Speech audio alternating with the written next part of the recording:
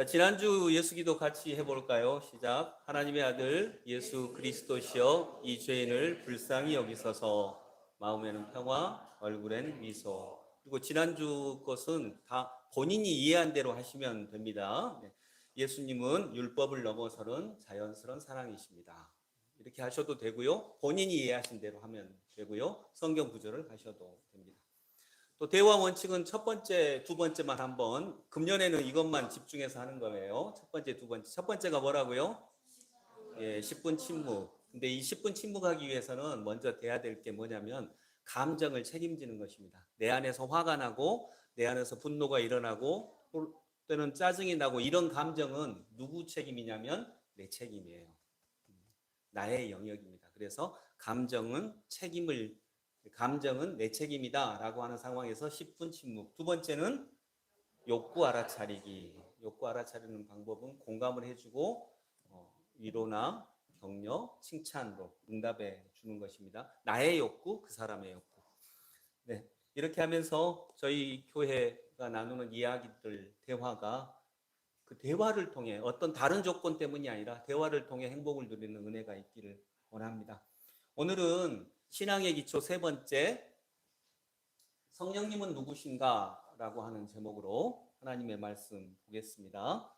먼저 성령님이 어떤 분이신지, 신학에서는 성령님을 어떻게 얘기하고 있는지 이 신학에서 일반론적인 성령님에 대한 이야기를 나누고요. 그 다음에 우리 교회에서 강조하는 성령님을 중심으로 해서 뒷부분에 얘기를 나누겠습니다. 앞부분은 신학에서 말하는 성령 일반적으로 말하는 성령론, 그와 관련된 이야기입니다. 네, 넘겨주시면, 자, 성령님은 삼위일체 중에 한 분이십니다. 여러분 삼위일체라고 하는 말 들어보셨죠? 예, 삼위일체는 하나님의 영역인데 아버지 하나님, 아들 예수님, 그리고 보혜사 성령님, 이 세 분이 한 분이라는 거예요.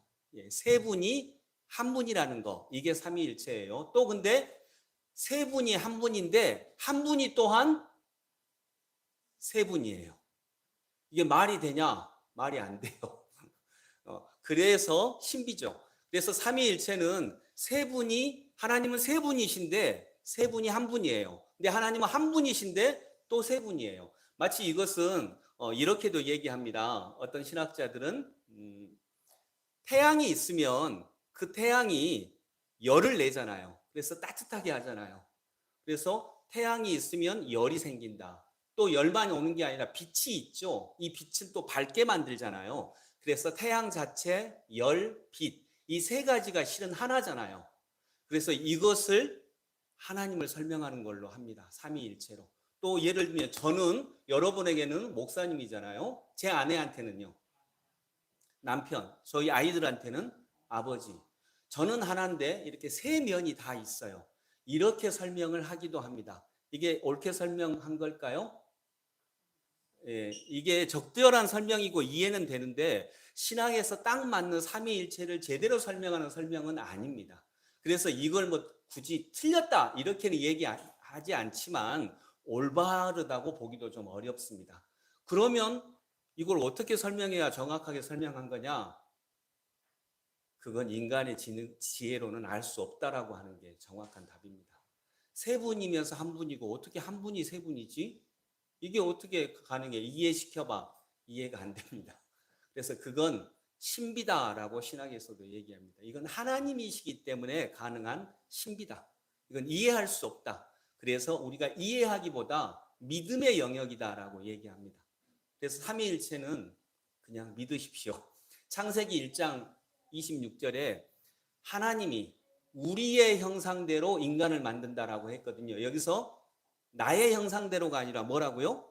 우리의 형상대로. 우리니까 하나님이 세 분이시라는 거예요. 그런데 이 하나님, 우리라고 하는 이 단어에는 하나님을 뜻할 때는 항상 동사는 단수 동사를 씁니다.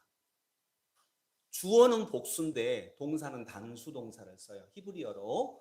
그래서 이건 하나님의 신비다. 그렇지만 우리는 그냥 믿는 겁니다. 하나님은 몇 분이세요?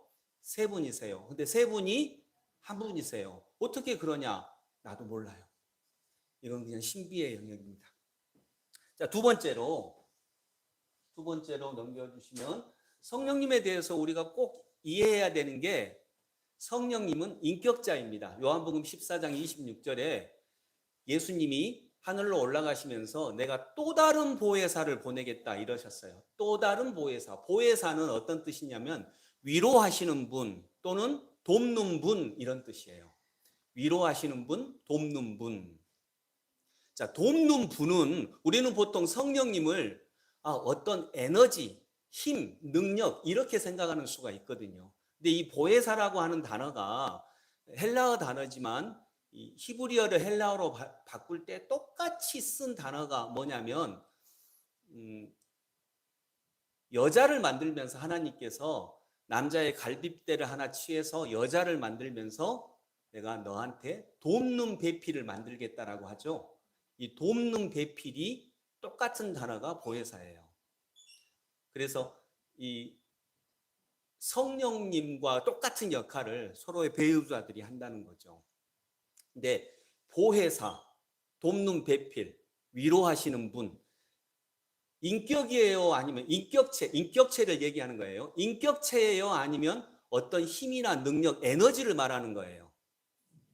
인격체죠. 그래서 성령님은 하나님의 어떤 능력을 얘기하는 거야. 이게 아니에요. 성령님은 정확하게 또 다르게 존재하시는 한 분, 또 다른 하나님 한 분을 얘기하는 겁니다. 인격체예요. 그래서 우리는 성령님과 동행할 때 성령님을 통해서 어떤 뭔가를 얻으려고만 하는 건 아니에요. 그 능력을 통해서 뭔가를 얻는 것이 아니고 성령님은 우리와 동행하시는 살아계신 하나님, 한 분 하나님 인격체라는 거예요. 예를 들면 이런 것입니다. 여러분 요즘에 증명서 띄는 기계 있죠. 증명서 띄는 기계. 거기에 딱 돈 조금 넣고 이렇게 절차를 밟으면 증명서 나오죠. 그러면 그것은 인격체예요? 아니면 그냥 어떤 능력이에요? 능력이죠. 내가 요구하는 증명서를 뽑아주는 어떤 능력이에요. 근데 제가 어떤 증명서를 띠러 동사무소에 갔는데, 예를 드는 것입니다. 동사무소에 띠러 갔는데, 그걸 이제 어떤 공무원 분한테 이거 좀 띄워주세요라고 얘기를 했는데, 그 공무원이 내가 20년 전부터 그렇게 만나보고 싶었던 내 학교 다닐 때 내 친한 친구예요. 근데 소식이 끊어져가지고 못 만난 친구였는데 그 친구가 거기 있는 거예요. 내가 정말 만나보고 싶었어. 그 친구도 나를 만나보고 싶었어. 그러면 그 친구한테 능력만 얻을까요? 야, 나 지금 진짜 반갑다. 너 진짜 궁금했어. 내가 네가 어떻게 사는지 너무너무 궁금했어. 진짜 만나보고 싶었어. 근데 야, 하나님이 이렇게 만나게 해주셨구나. 그래 막 그 친구도 내가 그렇게 보고 싶었대요. 그래가지고 그래서 야, 근데 그 주민등록 등본 좀 띄워주라 하고 이제 띄고 잘 있어라 하고 가면 이상하잖아요. 그렇게 만나고 싶다 그랬는데 그러면 당연히 진짜 보고 싶었으면 야, 너 전화번호 좀 주라. 이거 저녁에 언제 끝나냐? 저녁 식사로도 한번 같이 하자. 이렇게 하는 거예요. 이렇게 하고 이제 식사하고 같이 만나고 야, 우리 가끔씩 보자, 자주 보자 하고 다음에 만날 약속도 잡고 이러겠죠. 그러면 나에게 기쁨은 내가 그 친구를 통해서 어떤 능력을 얻은 것, 즉 띄고자 하는 증명서를 띈 것이 아니라 그 친구와의 만남 자체가 나에게 행복과 기쁨이에요. 그러겠죠. 인격체라고 하는 것은 성령님이 인격체라고 하는 건 바로 그걸 얘기하는 것입니다. 우리는 성령님을 통해서 아픈 자가 병을 낫게 하고 내가 어떤 고민이 있고 어려움이 있는데 이 어려움을 해소하게 하고 이것만 하는 게 아니에요. 이 성령님과 내가 함께 동행하고 이 성령님과 사귀고 이 성령님의 손을 붙잡고 함께 인생의 길을 걸어가면서 성령님과의 사귐 자체가 내게 또 다른 기쁨이 되는 거예요. 이것이 성령님이 인격체라고 하는 의미입니다. 그래서 성령님은 나의 문제를 해결해 주시는 어떤 힘만이 아니에요. 그분은 나와 동행하시고 나를 사랑하시고 나와 함께 동행하시면서 그걸 통해서 그냥 그거 자체가 기쁨이고 은혜이고 사랑인 인격체이십니다. 이것이 굉장히 중요한 성령론의 중요한 내용이에요. 이 말을 이해는 되시죠? 네. 그래서 성령님은 능력이 아닙니다. 어떤 에너지가 아니고 힘이 아닙니다. 성령님은 인격체이십니다. 그 다음 그 다음은요, 이제 성령님이 하시는 사역인데 이건 그냥 제목만 말씀드리겠습니다. 첫 번째 성령님의 사역은 같이 읽어봅니다. 시작. 가르치고 생각나게 하신다. 뭘요? 말씀을. 두 번째, 인간이 또 아무리 성도라도 잘못할 수 있죠. 이 잘못된 부분을 성령님이 오셔서 친히 책망해 주십니다. 세 번째, 감동을 주십니다. 네 번째,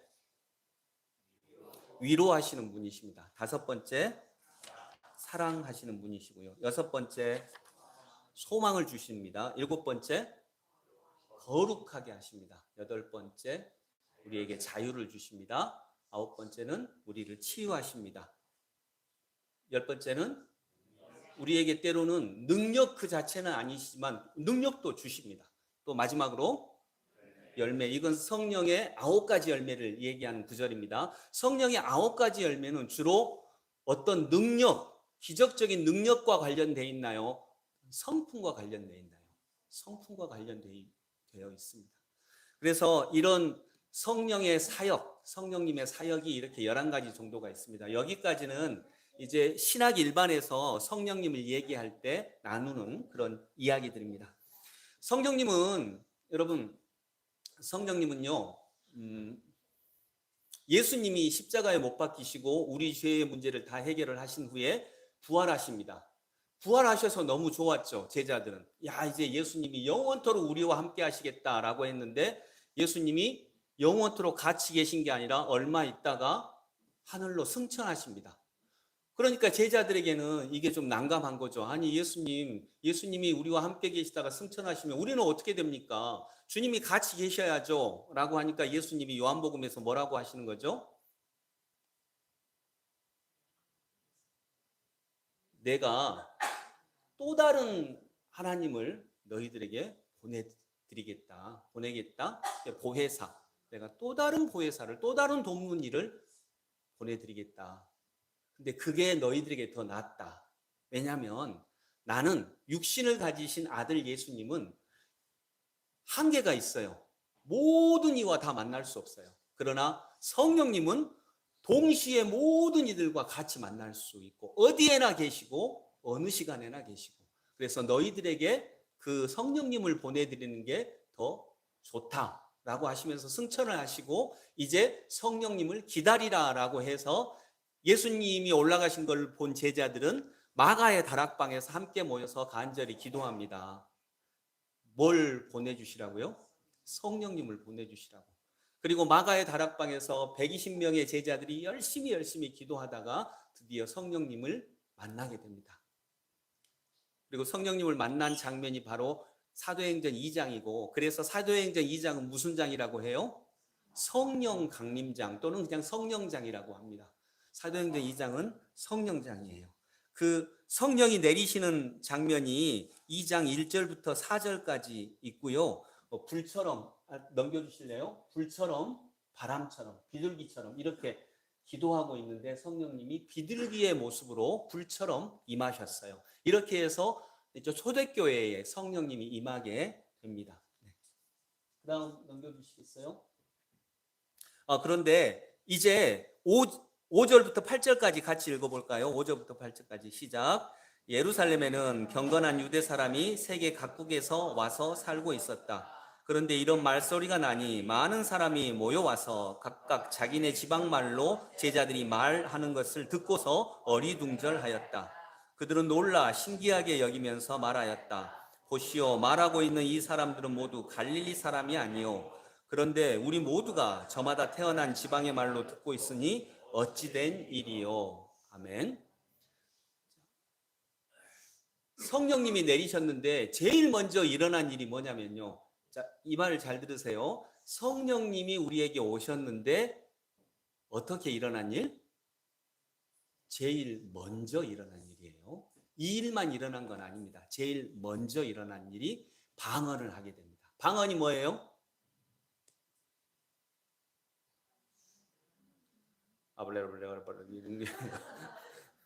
이것도 방언입니다. 아닌 건 아닙니다. 이것도 방언입니다. 여러분 중에 방언 하시는 분 있으신가요?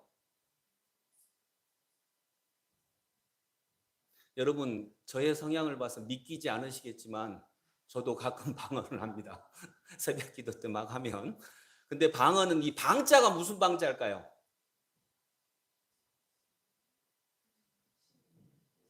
신방할 때 방자?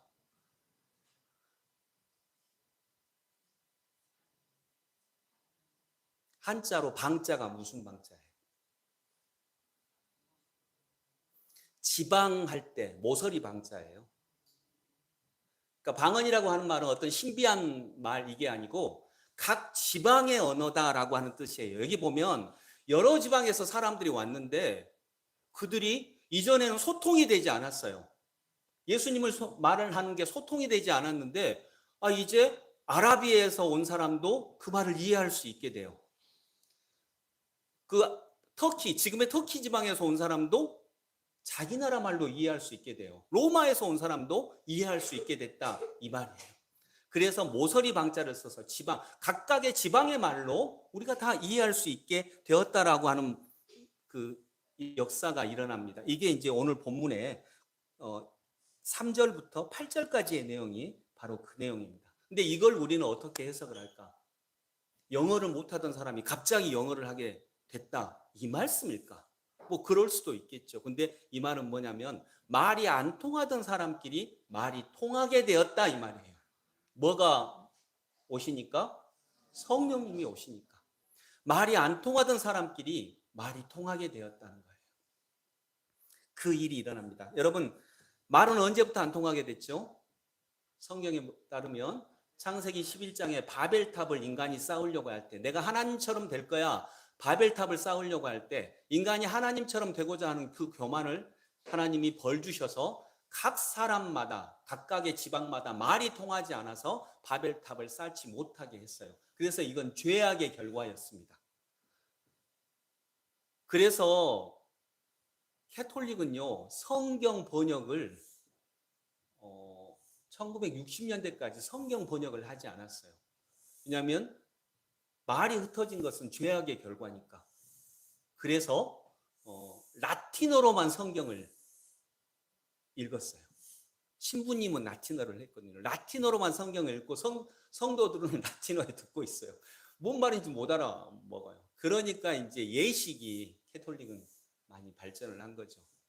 근데 루터는 왜 사형 언도를 받았냐면 루터 선생님이 사형을 받은 건 아닌데 이제 잡히면 사형을 받게 됐거든요. 왜 그랬냐면 성경을 독일어로 번역을 했거든요.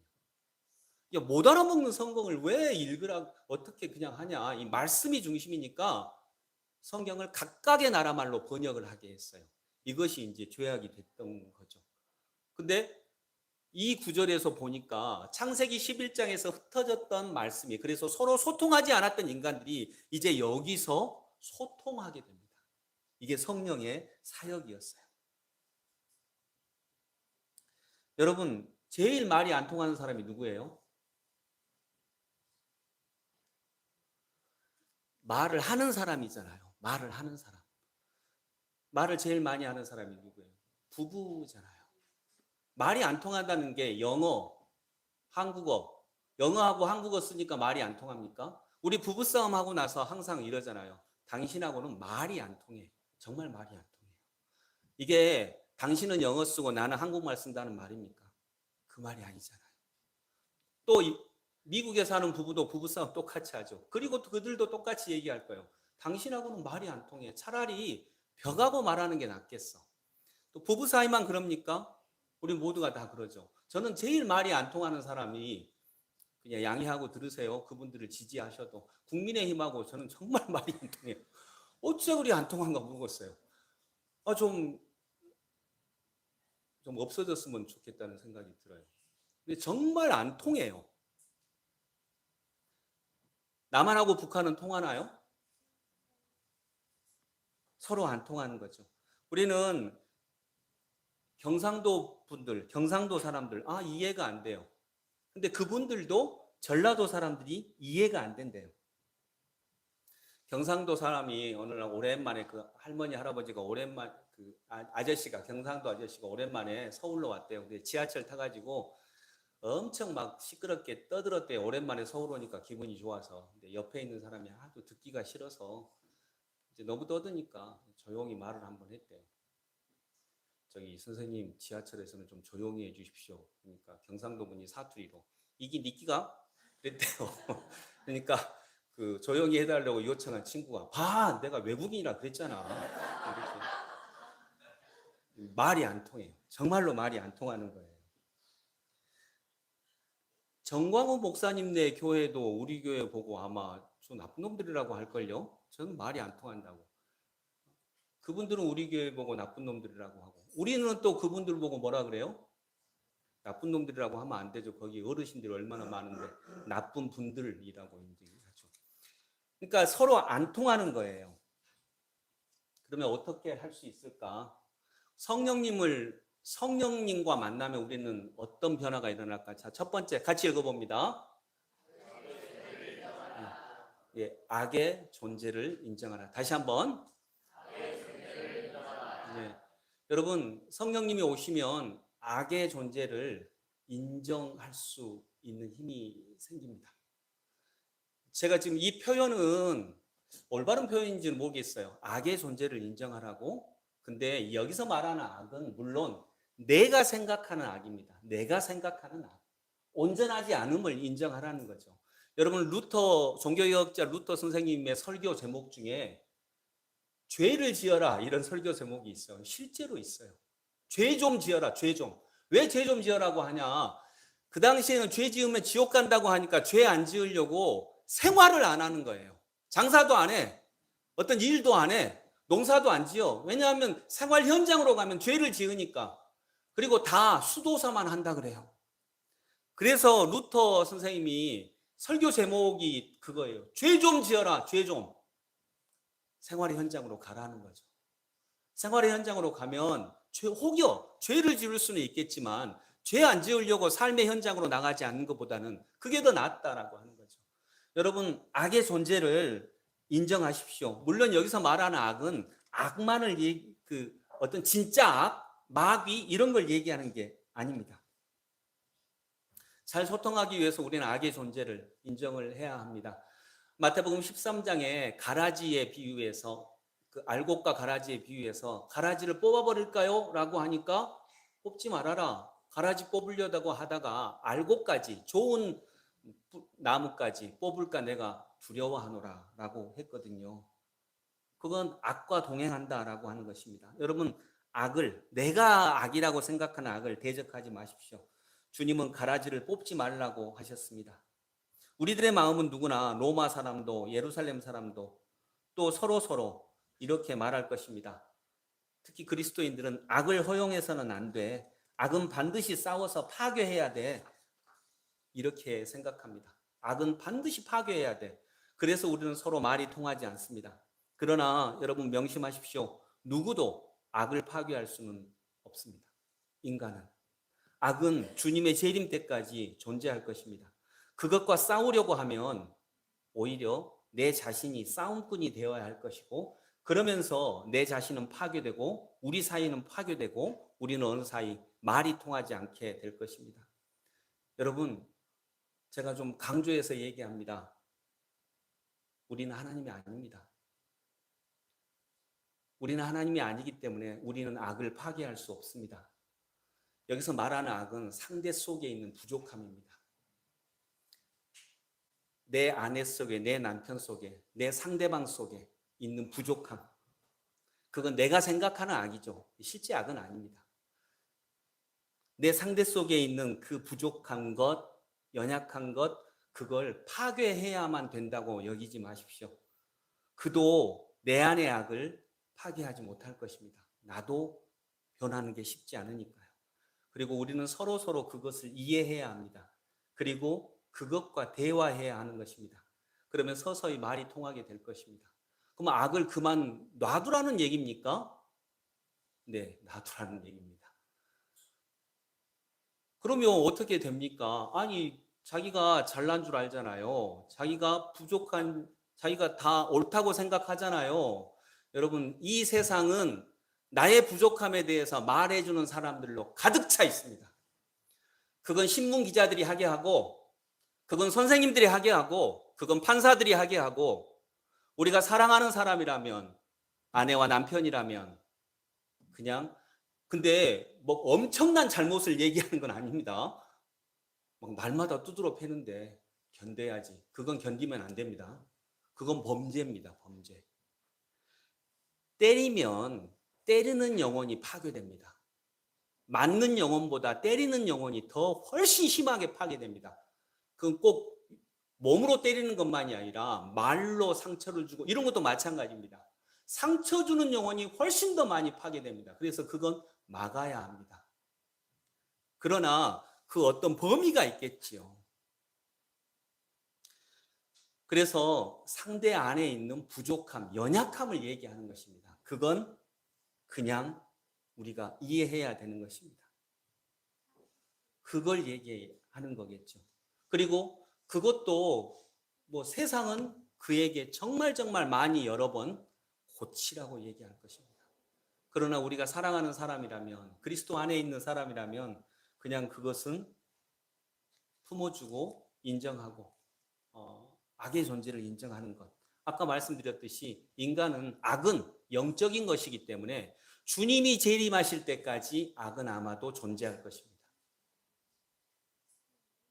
아멘입니까? 네, 진짜 그래요. 그래서 주님이 재림하실 때에 완전한 하나님의 나라는 주님이 재림하실 때 이루어진다고 정확히 말씀하시지 않습니까? 정말 아픈 것은 뭘까요? 여러분, 개가 막 짖어. 그러면 우리는 어느 순간부터 나도 함께 개가 되어 짖어야 한다고 생각을 해요. 나는 악에 대항해야 돼.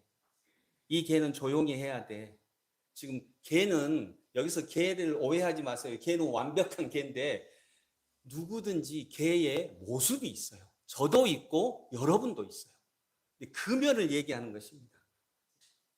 근데 우리는 그것만 봅니다. 그것만 볼 가능성이 높은 거죠. 정말 아픈 건 뭐냐면 나도 함께 그 개와 함께 짖음으로 말미암아 하나님께 기도하는 능력을 잃어버리게 돼요. 짖는 것과 기도하는 것은 함께 갈 수 없거든요. 그것이 가장 손해이다라고 하는 것입니다. 그래서 우리는 악의 존재를 인정해야 합니다. 내 배우자 안에 있는 부족함, 우리 공동체 안에 있는 부족함, 또 부모와 자녀 간에도 서로 상대에게 있는 부족함, 그 부족함을 비록 약간의 악의 모습을 띈다라고 할지라도 그걸 인정해야 한다라고 하는 것입니다. 두 번째로 소통케 하시는 성령님은 우리가 성령님으로 인하여서 잘 소통하기 위해서는 두 번째로 같이 읽어봅니다. 성령에 취하십시오. 네. 2장 13절에 보면 2장 13절 같이 읽습니다. 그런데 더러는 조롱하면서 그들이 새 술에 취하였다 하고 말하는 사람도 있었다. 아멘. 자, 이 사람들은 지금 초대교회 성도들은 성령에 취했거든요. 근데 사람들이 그들을 보고 새 술에 취했다라고 얘기합니다. 여러분 술에 취한 사람 본 적 있나요? 네, 많이 봤죠. 네, 가까이서 봐요. 뭐 그런 분도 있고. 네, 술에 취한 사람 우리는 봅니다. 술에 취한 사람은 어떻습니까? 그들은 자기 힘으로 걷지 않습니다. 자기 정신으로 말하지 않고 자기 능력으로 행동하지 않습니다. 술의 힘으로 걷고 말하고 행동합니다. 자기 힘이 아닌 즉 다른 힘으로 살아갑니다. 성령에 취한 사람도 마찬가지예요. 자기 능력으로 말하고 걷고 행동하지 않습니다. 다른 힘이 들어와서 나를 이끕니다. 다른 점이 있다면 술에 취한 사람은 정신없는 얘기를 하고 성령에 취한 사람은 정신 차린 얘기를 한다. 이런 차이 정도일 겁니다. 인간은 여러분 의로운 사람인가요? 죄인인가요? 죄인이에요. 누구나 할 것 없이 정말 죄인입니다. 아무리 거룩하게 보이는 사람도 죄인입니다. 부족하다라고 하는 거죠. 즉 한계를 가지고 있는 연약한 존재입니다. 한계를 가지고 있는 연약한 존재이다. 이 말은 뭐냐면 인간은 연약한 존재이기 때문에 무엇인가 의지해야 된다라고 하는 것입니다. 우리가 목발을 짚어서 다리가 연약해지면 목발에 의지해야 되잖아요. 인간은 연약하기 때문에 자기 능력으로 살아갈 수가 없습니다. 반드시 무엇인가 의지해서 살아가야 됩니다. 아멘. 무엇인가 취해서 살아가야 됩니다. 그래서 이 세상 속에서 뭔가를 이룬 사람들은 다 우리가 언뜻 볼 때 저 사람 뭐에 미쳤어 이러잖아요. 그건 뭔가에 취해서 살아간다 그 말이죠. 술은 정신없는 말을 하게 합니다. 그러나 성령은 정신 차린 말을 하게 합니다. 그 차이가 뭘까요? 정신없는 이야기는 이런 것입니다.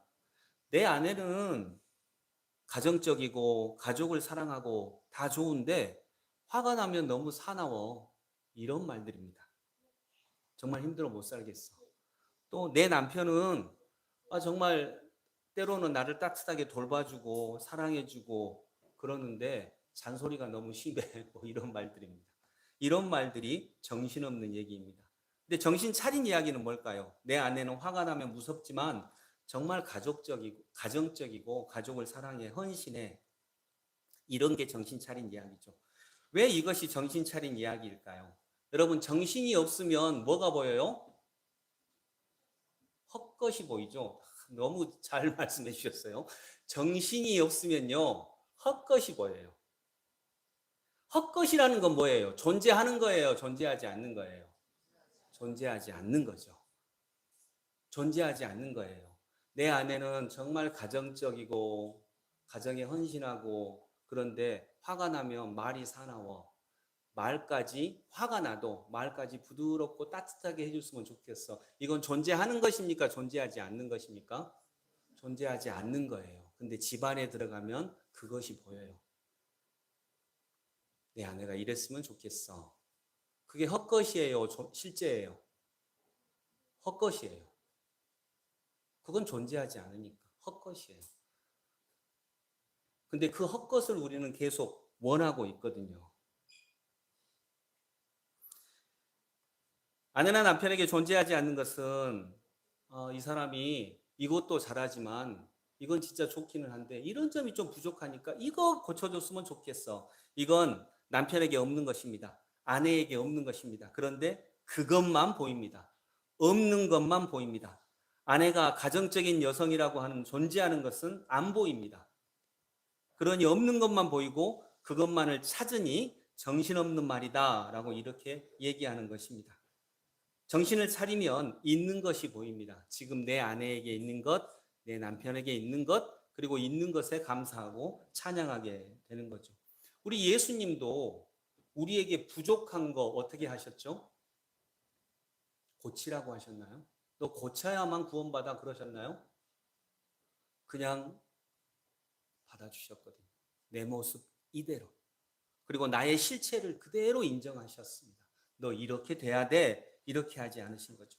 정신 차릴 말을 하며 살고자 하는 것입니다. 성령님이 오시면 우리는 정신 차린 말을 하며 살고자 합니다. 있는 것에 감사하며 지금 이 자리 현실을 살아가고자 하는 것입니다. 이런 부분이 우리가 다 부족하고 연약하지만 우리는 성령님으로 인해서 또 한 걸음 한 걸음 이러한 세상 속으로 나아가고자 합니다. 여러분, 저는 이번에 설교 준비하다가 진짜 하나 새로운 걸 알게 됐는데요. 하나님 사랑, 이웃 사랑 많이 들어보셨죠? 네. 하나님을 사랑하라. 하나님을 사랑하라. 성경에 되게 많이 나오죠. 이 말을 제일 많이 한 사람이 누굴 것 같아요? 한번 예를 들게요. 1번 모세, 2번 다윗, 3번 예수님, 4번 바울. 교회에서 뭐 물어보면 예수님 그러면 90점은 돼요. 좋은 거면. 예수님. 근데 예수님이 가장 많이 하셨어요. 하나님을 사랑하라. 근데 이제 진짜 중요한 건데 잘 들어보세요. 막 중요한 거니 얘기하려고 하니까 애들이 막 들어오잖아요. 들으려고. 진짜 중요한 건데 예수님이 가장 많이 하나님을 사랑하라 이 말씀 제일 많이 하셨어요. 두 번째로 많이 한 사람 모세, 다윗, 바울. 하나님을 사랑하라. 바울 손 들어보세요. 다윗, 모세. 앉는 사람 손 들어오세요. 네, 대부분 앉는 사람이 제일 많아요. 저는 당연히 바울일 거라고 생각을 했어요. 근데 더 놀라운 게 뭐냐면 바울 서신에 보면, 여러분도 찾아보세요. 바울 서신에 보면 명령으로 정확하게 해서 하나님을 사랑하라, 이렇게 하나님을 사랑하라, 바울 서신에 몇 번 정도 나왔을까요?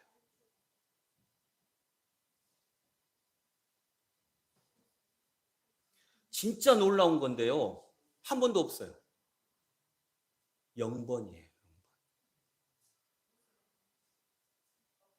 하나님을 사랑하라, 이 말이 바울 서신에 단 한 번도 없어요. 정말. 여러분이 이번 주에 바울 서신부터, 바울 서신 쭉 한번 읽어보세요. 로마서부터 저기 디도서까지. 그냥 안 읽고 믿을래요. 뭐 다들 이제 이러시잖아요.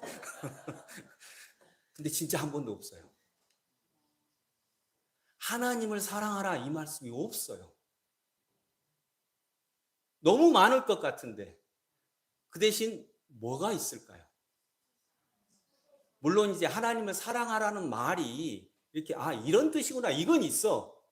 그런데 명령형으로 해서 정확하게 하나님을 사랑하라는 말이 없어요. 그 대신 뭐가 제일 많냐? 하나님을 기뻐하라는 말이 정말 많아요.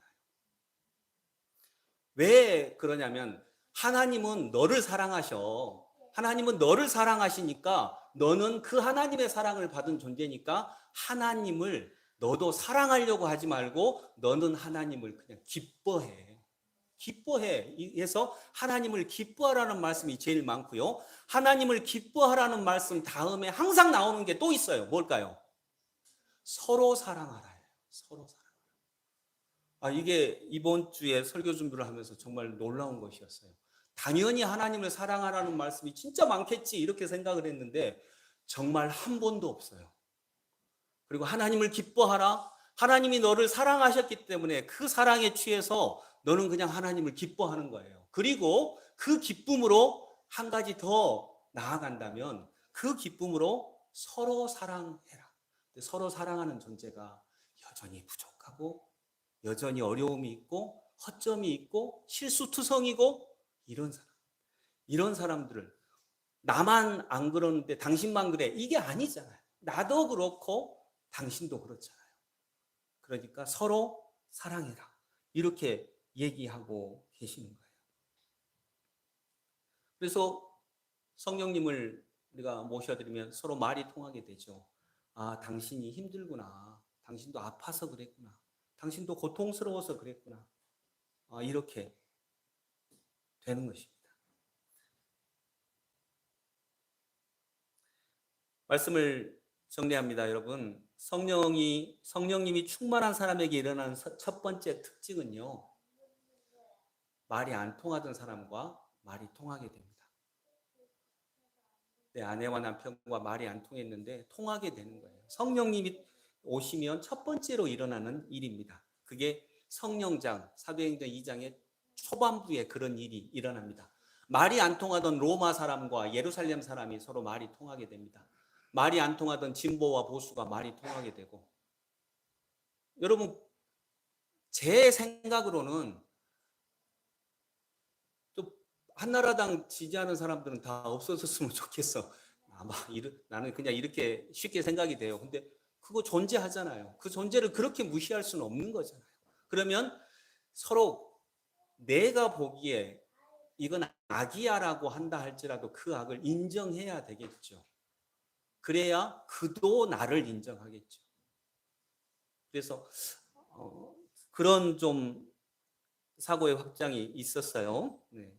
그래서 말이 통하기 시작합니다. 남한하고 북한이 말이 통하기 시작하고, 부부 사이에도 말이 통하고, 부모와 자녀 사이에도 말이 통하고, 그러다 어느 날 부부 중에 한쪽이 성령을 받게 되면 정말 그런 말이 통하게 되는 역사가 일어나기 시작을 합니다. 본문에도 이전에는 말이 통하지 않던 이방 사람들과 유대인들이 말이 통하기 시작합니다. 성령의 사역은 말이 통하는 것입니다. 성령으로 인해서 말이 통하기 시작한 2장은 이제 여러분 2장은 성령장인데 2장의 제일 마지막을 한번 볼까요? 성령을 받으면 일어나는 열매 같은 것입니다. 2장의 제일 마지막 43절부터 47절까지 한번 저하고 교독을 해봅니다. 43절부터 47절 교독합니다. 모든 사람에게 두려운 마음이 생겼다. 사도들을 통하여 놀라운 일과 표징이 많이 일어났던 것이다.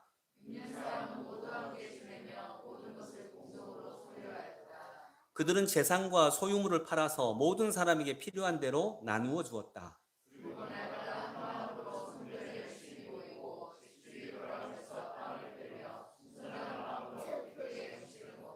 하나님을 찬양하였다. 그래서 그들은 모든 사람에게서 호감을 샀다. 주님께서는 구원받는 사람을 날마다 더하여 주셨다. 아멘. 자, 성령이 오셔서 성령을 기다리던 초대교회에 성령이 임하시니까 첫 번째로 일어난 일은 방언을 받아서 말이 안 통하던 사람들이 말이 통하게 되는 역사가 일어났어요. 이런 일들이 일어나고 이제 하나씩 새로운 역사가 일어나고 결국 성령장인 사도행전 2장의 가장 마지막에 일어난 일은 43절에 사도들을 통하여 놀라운 일과 표징이 많이 일어났던 것이다. 여기서 말하는 놀라운 일, 표징을 보면 막 기적과 같은 역사가 일어나고 이런 걸 생각을 하는데 놀라운 일과 표징이 뭐냐? 믿는 사람이 모두 함께 지내며 말이 통하니까 그러겠죠. 모든 것을 공동으로 소유하였다. 그들은 재산과 소유물을 팔아서 모든 사람에게 필요한 대로 나누어 주었다. 그리고 날마다 한 마음으로 성전에 열심히 모이고 집집이 돌아가면서 빵을 떼며 순전한 마음으로 기쁘게 음식을 먹고 하나님을 찬양하였다. 이게 놀라운 일과 표징입니다. 여러분, 한국교회는 사도행전 2장의 초반절의 역사는 정말 많이 일어나요. 방언도 많이 하고요. 세계 어느 교회보다 방언을 많이 하고 뭐 그런 역사가 일어나죠. 그런데 그 열매가 무르익어서 사도행전 2장 마지막에 일어나는 성령 사역의 진정한 열매까지는 아직 도달하지 못하고 있죠. 왜냐하면 그들은 모든 사람에게 호감을 샀다. 이건 이제 개역 개정판은 모든 백성들이 그리스도인들을 칭송했다라고 얘기하거든요. 성령 받으면 모든 백성들이 그리스도인들을 칭송하게 돼요. 근데 우리 한국교회가 지금 한국의 국민들에게, 일반 국민들에게 칭송받고 있나요?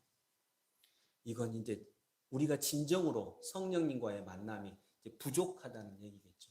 초반절에는 시작을 했는데 그 중간에 이 사도행전 2장의 성령장의 마지막으로의 열매까지는 맺지 못하는 거죠. 그러나 우리가 성령을 받게 되면, 진정으로 성령을 받게 되면 우리가 서로 소통하게 되고 이제 일반 국민들이 우리들을 칭송하게 되고 그들과도 소통하게 되는 역사가 일어나야 이것이야말로 정말 성령의 역사이고 성령의 사역이라고 볼 수 있겠습니다. 말씀을 맺으면서 여러분, 성령이 임하시면 일어나는 다양한 사역이 있습니다. 그런데 여러 사역 중에 우리 교회에서 가장 강조하고자 하는 것은 성령은 소통케 하시는 영이십니다. 아멘. 성령이 임하시면 우리는 소통이 가능하게 됩니다. 부부 사이에, 부모와 자녀 사이에, 남자와 여자 사이에, 보수와 진보 사이에, 가난한 사람과 부자 사이에, 경상도와 전라도 사이에, 그리고 또 궁극적으로는 북한과 남한 사이에도 정말 말이 통해서 서로 용납하고 우리가 여전히 부족하고 모순이 많지만 함께 걸어갈 수 있는 이런 은혜가 있기를 원합니다. 그리고 2장의 마지막 모습처럼 우리가 모든 사람들로부터 칭송을 듣는 행복한 그리스도인들로 거듭날 수 있기를 원합니다. 정말 간절히 사모합니다.